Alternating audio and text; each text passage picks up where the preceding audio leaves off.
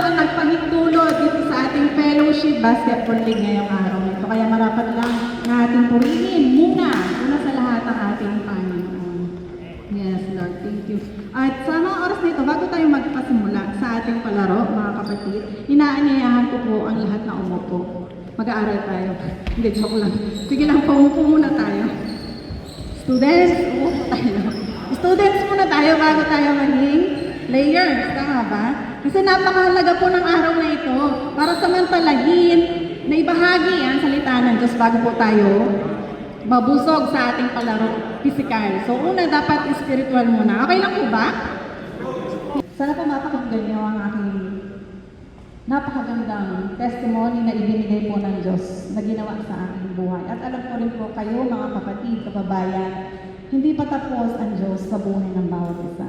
Tulad ko po, na binago ng Diyos na buhay ay maaari pong baguhin ng Diyos ang buhay po natin. Amen po ba? Yes, Lord. Parang napak-serious niyo. Sige po. Magmula din sa awit ko kanina na inawit ng ating kapatid, si Brother Kevin. Nasaan si Bro Kevin?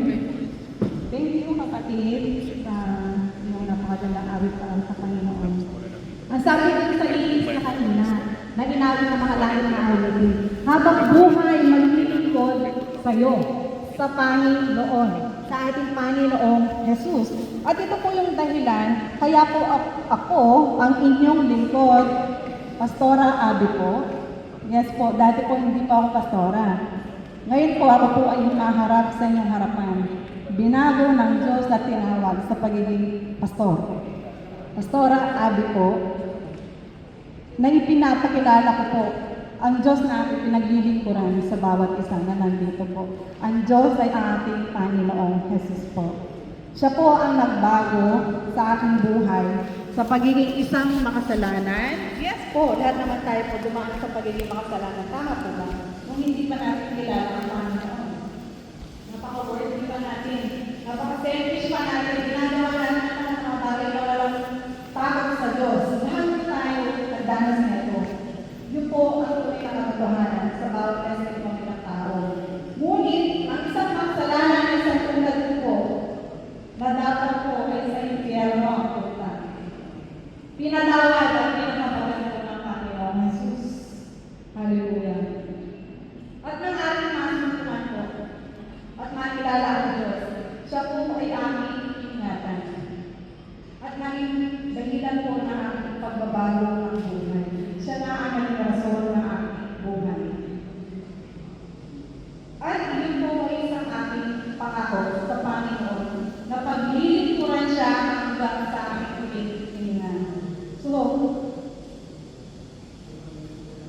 So kayo lahat na mga nakakarinig sa aking testimony na ito, ito po yung araw na ibinabahagi ko ang aking testimony na nais ko iparating sa inyo na ang katotohanan patungkol sa kapatawaran ng kasalanan at kaligtasan ng mula sa Diyos na aking tinanggap din ay nais ko ibahagi. Ibahagi sa inyo lahat dito sa pamamagitan ko ng pagbabahagi ng salita ng Diyos. So tulad ko nung isang naging ligaw, naging ulag sa katotohanan at naging alipin ng kasalanan. Kasalanan ang kabayaran ay kamatayan sa impyerno. Ngunit mula sa pag-ibig at biyaya ng Panginoon. Dahil sa mabuting balita sa salita ng Diyos na aking tinanggap at sinampalatayaan, nagbago po ang aking buhay. Binago po ng Panginoon ang aking buhay. So ito po yung katotohanan, kapatid, mga kababayan, na nais kong iparating sa inyong lahat na ang kaligtasan na nais ipaabot po ng Panginoon para sa lahat po ay dapat po natin malaman, marinig. Kaya po ito ibinabahagi sa bawat isa. Nakasulat po sa Biblia ng John 3:16. Alam ko po karamihan sa atin, alam na po ito. Pero sa mga hindi pa po nakakarinig sa atin, ito po yung pagkakataon para marinig natin ang salita ng Panginoon. Na nais ipabati, ipaalam, personally, individually, hindi sa katabi mo, sa mismong sarili mo. Ang sabi ng Panginoon Jesus, sapagkat gayon na lamang ang pag-ibig ng Diyos sa sanlibutan. Ano ba ang sanlibutan? Tayo po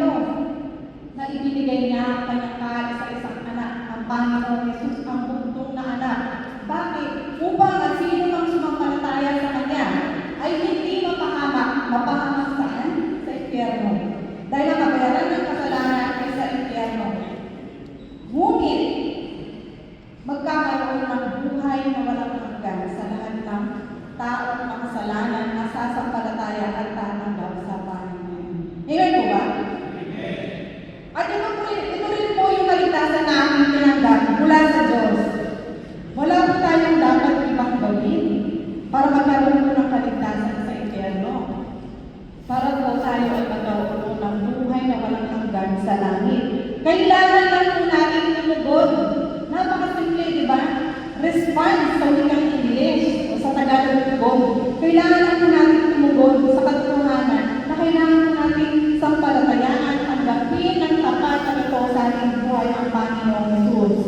Ang Panginoong Jesus na nagligtas sa siyang nakatag sa krus dahil sa hindi na po tayo magpupunta sa kabayaran ng kasalanan sa kamatayan sa impyerno. Sumampalataya na lang ang kapatid sa Panginoong Jesus. At tiyak, kapatid, ito yung tiyak na dapat mong i-claim ang kaligtasan mo ay ligtas. Amen, di ba? Amen. Naunawaan ba natin ang mensahe ng Panginoon ngayong araw na ito? Nais mo tayo iligtas ng Panginoon.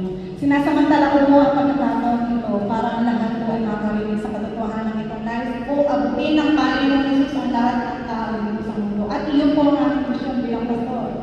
Ipakilala siya sa buong mundo. Ang Panginoon Jesus na dapat natin tanggapin para magkaroon tayo ng tunay na kaligtasan. Amen po ba? Tinatanggap po ba natin ang Panginoon Jesus? Malakas na amen! Yes, Lord. Hallelujah. Sige po tayo dito po at mananalo. Yes, Lord. Hallelujah. O Lord, salamat Panginoon sa mga oras na ito na ibigay sa amin, Panginoon. Hindi lang, Panginoon, sa pag-basketball na palaro nito, Panginoon, na nakafocus, Panginoon. Salamat sa pagkakataon ito na makarinig kami na inyong banal na salita sa katotohanan, Lord, sa pag-ibig ninyo, sa sanlibutan, Lord, na nais mo kaming iligtas sa kamatayan. Yes, Lord, napakasalamat kami, Panginoon. Isa kaming basahan na marumi, makinig sa inyong harapan dahil sa mga kasalanan. Pero ito yung pagkakataon, Panginoon, na narinig namin ang inyong pag-ibig na nais mo kaming iligtas sa impyerno dahil nakabayaran ng kasalanan sa impyerno, Panginoon. Salamat, Panginoon, sa katotohanan ito. Dalangin namin, Panginoon, sa mga kapatiran nandito, Lord. Ang mga kababayan na nandito na hindi aksidente, Panginoon, na napunta sila rito na makapakinig na inyong banal na salita, Panginoon. Nawa, Lord God, tumimo sa kanilang mga puso, Panginoon. Ang katotohanan nito na tanggapin kayo ng tunay at tapat sa kanilang mga puso, sa kanilang mga buhay, Panginoon.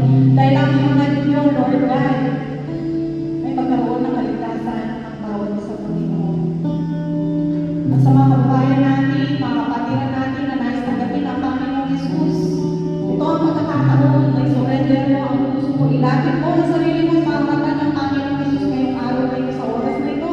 Kasama natin ang Diyos sa kapatid ang oras na ito, Lord God. Ang mga kapatid na ito, Panginoon, ganyo, Lord God, ang sinasabi ng kanilang mga puso. Ikaw, O Diyos, na nanaligtas sa amin, Panginoon, sa aming makasalanan sa krus ng Kalbaryo, sinasampalatayaan kita, Panginoon. Tinatanggap kita bilang aming Diyos sa tagapagligtas, Panginoon, magmula ngayong araw dito, ito ang maghari. Kayo ang kumilos, kayo ang magbago na aming puso, Panginoon, para sa inyong kalwanan ng Lord. Salamat po, Panginoon. Salamat sa kaligtasan na ibigay niyo sa amin ngayon sa mga kapatiran nito sa pamamagitan ng dalangin na ito. Patuloy kayo kumilos sa kanila, Panginoon. Pakita niyo, Panginoon, ang presensya, ang kagalakan na magkaroon ng isang Diyos sa kanilang mga buhay, Panginoon. Ito ay isang tagumpay sa buhay, Panginoon, na makakamit ng isang tao ng pamilala ng Diyos na nagligtas sa amin sa kamatayan. Kayo, Panginoon, ang Panginoon Jesus. Ito po yung dalangin na may masalamat sa pangalan ni Jesus na aming Diyos at kapagligtas. Ang lahat po ay magsabi ng Amen. Salamat natin.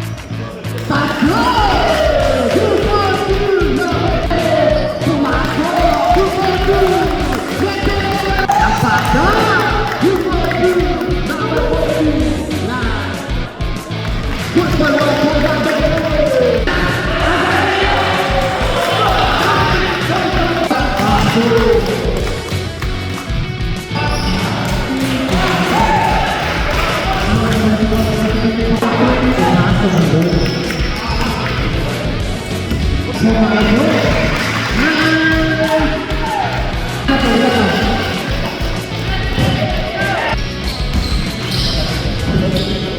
good. Number 14.